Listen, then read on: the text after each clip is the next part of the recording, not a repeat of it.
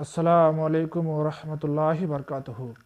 حضرت سید شاہ عطا اللہ بخاری رحمۃ اللہ علیہ ہندوستان کی جیل رامپور میں قید تھے۔ ایک دن آپ کو گندم دی گئی اور کہا گیا، عطا اللہ تم باغی ہو، عطا اللہ تم باغی ہو، آج تمہاری یہ سزا ہے کہ تم چکی پیسو گے۔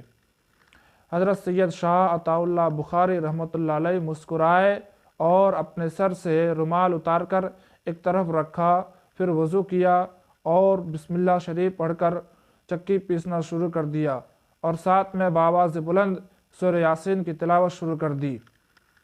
آپ کے بارے میں مشہور ہے کہ جب آپ قرآن کریم کی تلاوت کرتے تو آپ کے ساتھ پرندے جھومنے لگتے۔ جب آپ نے سورہ یاسین کی تلاوت شروع کر دی، اس وقت جیل کا جیلر وہیں پر موجود تھا۔ اس نے جیل کا دروازہ کھلوایا، آپ کے پاس آ کر رونے لگا اور کہتا ہے، عطا اللہ تجھے تیرے نبی کی قسم قرآن پڑھنا بند کر دے ورنہ میرا جگر پھٹ جائے گا۔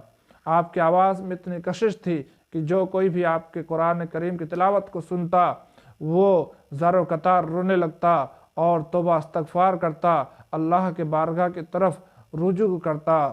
یعنی کہ جب انسان سچے دل سے قرآن کریم کی تلاوت کرتا ہے تو اللہ تبارک و تعالیٰ اس کی آواز میں اتنی کشش پیدا کر دیتا ہے کہ لوگ اس کی طرف کھنچے چلے آتے ہیں۔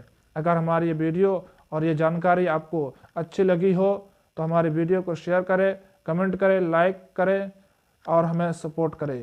جزاک اللہ خیر۔